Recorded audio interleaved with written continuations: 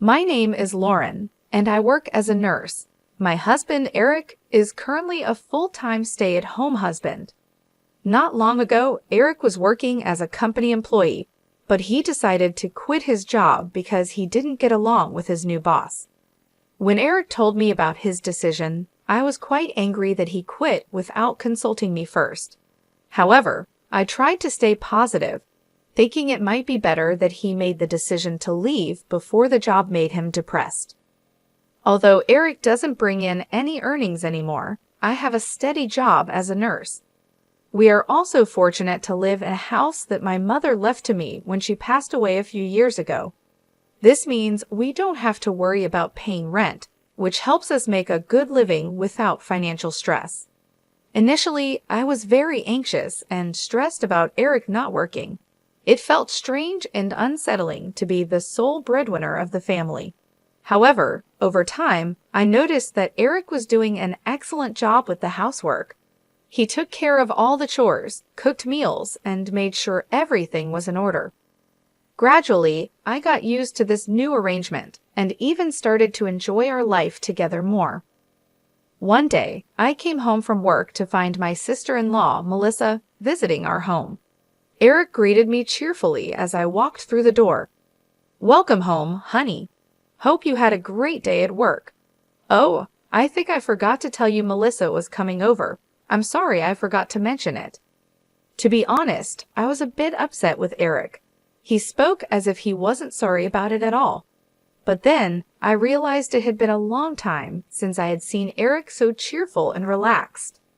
"I see. It's totally fine. But from next time, could you please let me know in advance?"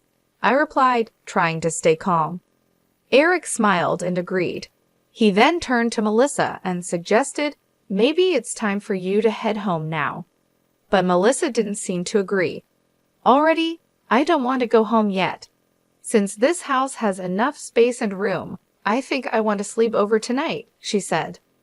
I was taken aback by her response. It was unexpected and put me in a difficult position. I didn't want to be rude, but at the same time, I was hoping for a quiet evening after a long day at work. However, seeing Eric so happy and my sister-in-law being comfortable, I decided to go along with it for now. I smiled and said, "All right, Melissa, you can stay over tonight. But please, next time, let us plan it out a bit better." Melissa beamed with joy, and Eric looked relieved.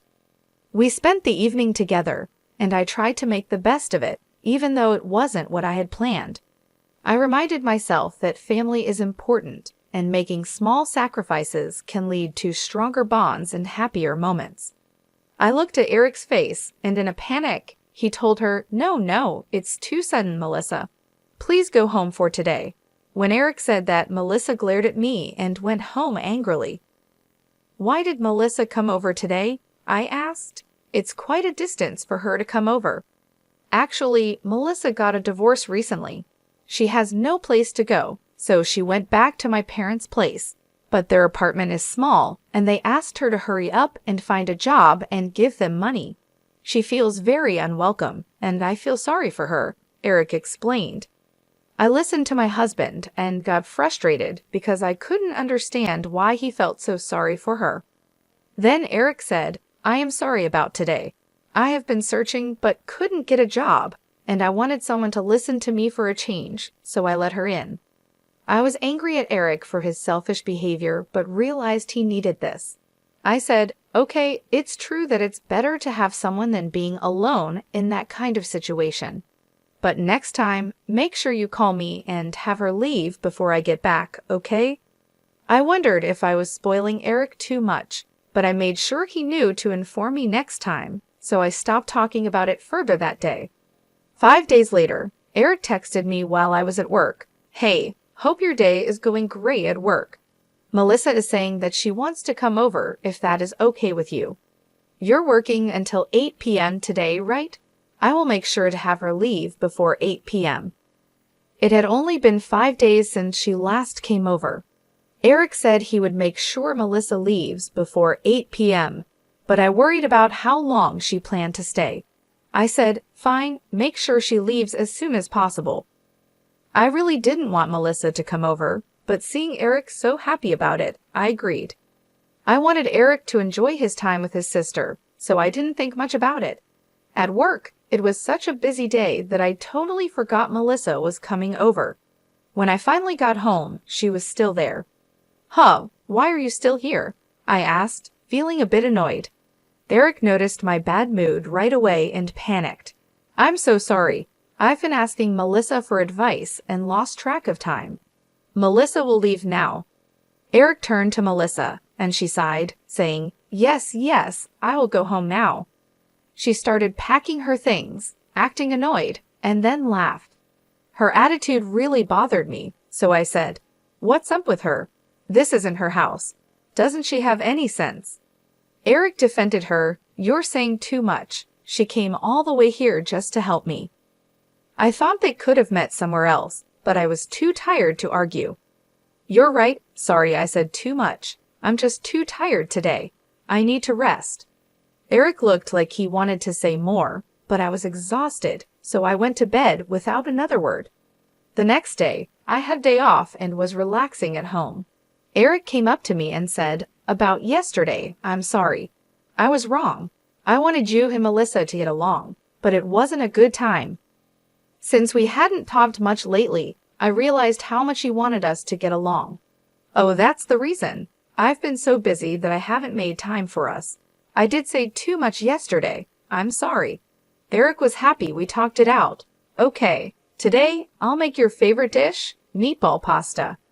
He started cooking, and then his phone rang. "Who's calling?" I asked. "Oh, it's Melissa. I wonder why," he said. I had a bad feeling about it, but told him, maybe it's urgent. Eric checked with me and then picked up the phone. I couldn't hear what Melissa was saying, but the call ended quickly. "How is Melissa?" I asked. "She said she has something to tell me, so she's coming over now," Eric replied. I was irritated because I didn't want to see her on my day off, but since she was already on her way, I couldn't say anything about it. Eric tried to lighten the mood by continuing with dinner. As he cooked, I sat on the couch, feeling a mix of frustration and exhaustion. I had hoped for a quiet day off, but it seemed that wasn't going to happen. I sighed and decided to make the best of it. Melissa arrived shortly after, knocking on the door with an urgency that matched my bad feeling. Eric let her in, and she walked straight into the living room without much of a greeting. "I have something important to tell you both," Melissa said, her voice serious. I exchanged a glance with Eric, who looked just as puzzled as I felt. "What is it, Melissa?" I asked, trying to keep my voice calm. She took a deep breath and said, "I've been offered a job in another city, and I'm thinking of taking it. But I need a place to stay until I get things sorted out." My heart sank. The last thing I wanted was more disruptions in our already hectic lives. But before I could respond, Eric spoke up. "That's great news, Melissa. Congratulations on the job offer," he said, his face lighting up. "But where do you plan to stay?" Melissa looked at both of us with hopeful eyes. "I was hoping I could stay here, just for a little while. I promise it won't be long." I felt a wave of frustration wash over me. We had just talked about needing more time for ourselves, and now this. But seeing the hopeful look on Melissa's face and Eric's supportive expression, I knew I couldn't outright refuse. "I understand your situation, Melissa," I said, choosing my words carefully. "But we need to set some ground rules if you're going to stay here. It can't be like last time. We need to know in advance when you'll be here, and you need to respect our space." Melissa nodded eagerly. "Of course, Lauren. I'll make sure to follow your rules. Thank you so much for understanding." Eric looked relieved, and I sighed, hoping we could manage this new arrangement without too much trouble. "All right, let's get through dinner first," I said. "Then we can talk more about the details." We sat down for the meal Eric had prepared, and the conversation was mostly light, though I couldn't shake the underlying tension.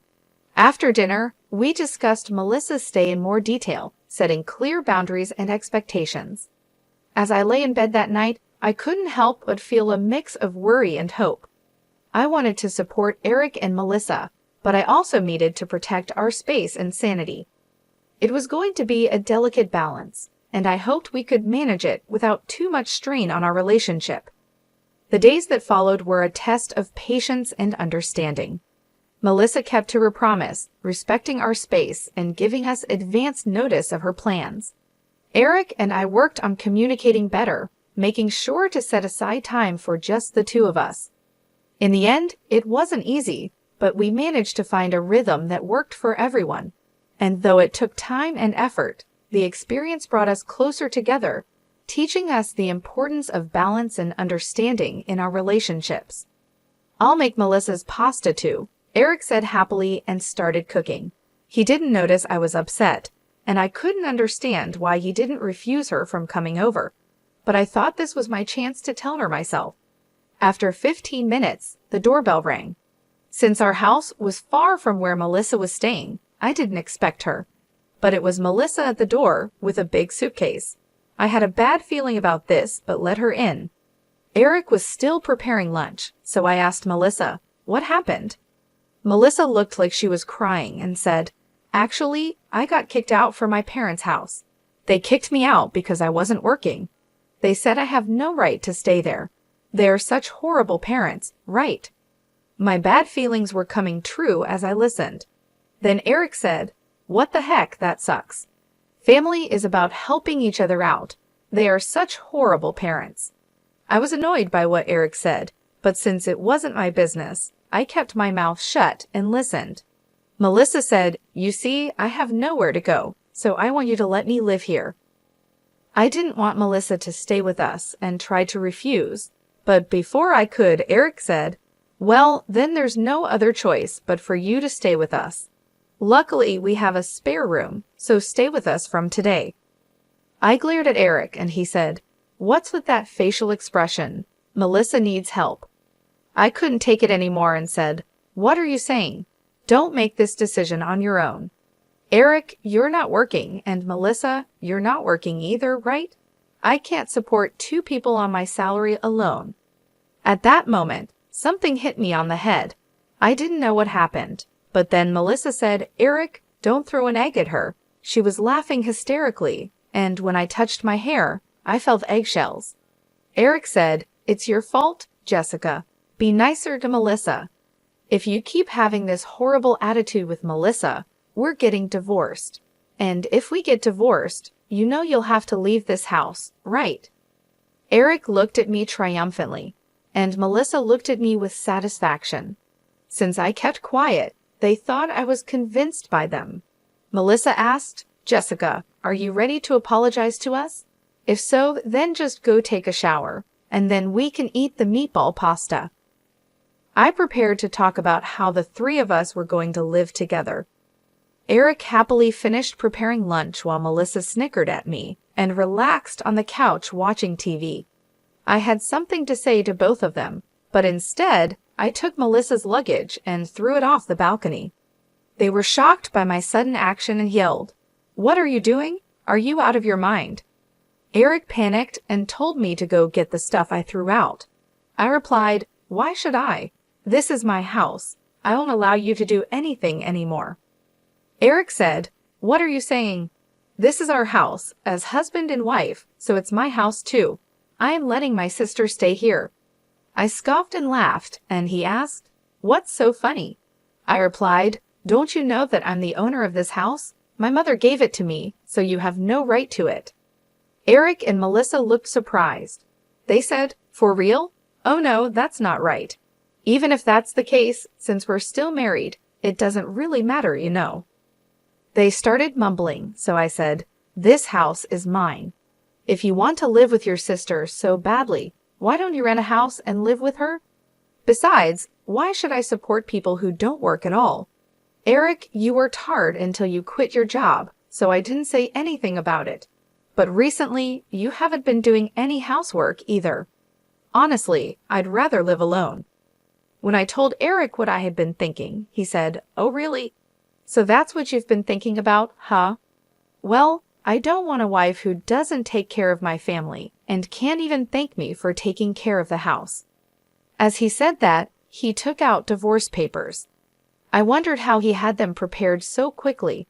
My sister-in-law looked at me with a huge grin on her face, and I understood that she was the one who came up with this idea. "I've already written my part, so all you have to do is fill in your part," Eric said. "I'll give you some time to think alone. Since you don't have any other choice, just contact me when you want to apologize, all right?" After they said that, both Eric and Melissa left. I quickly took a shower, completed the divorce papers, and went to submit them. I think my husband showed me the divorce papers to scare and threaten me, even though it was Melissa's idea. "I've already written my part, so all you have to do is fill in your part," Eric said. "I'll give you some time to think alone. Since you don't have any other choice, just contact me when you want to apologize, all right?" After they said that, both Eric and Melissa left. I quickly took a shower, completed the divorce papers, and went to submit them. I think my husband showed me the divorce papers to scare and threaten me. Even though it was Melissa's idea, Eric went through with it. I don't want a husband who would do such a thing to his own wife.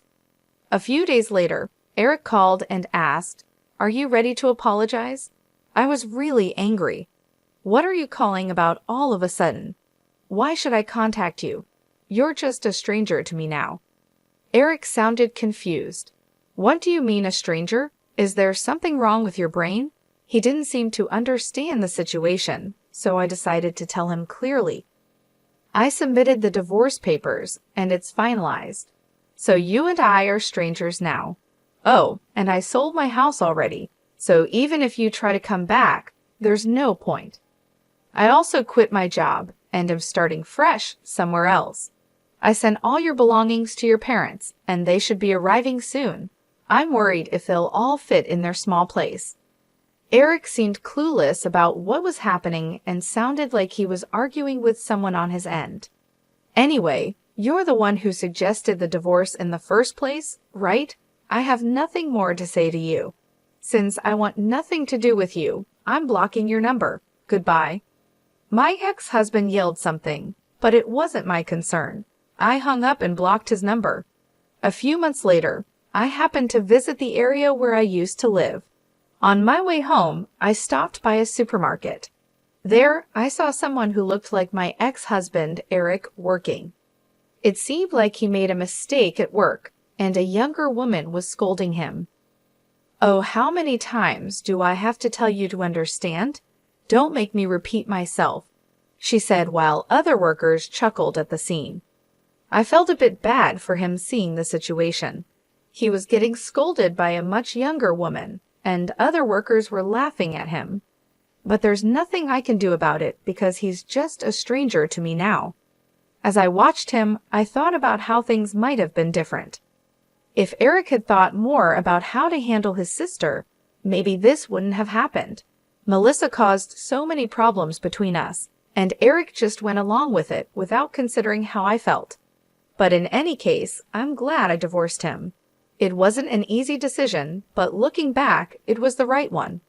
Now, I am enjoying my life being single. I have more peace and freedom.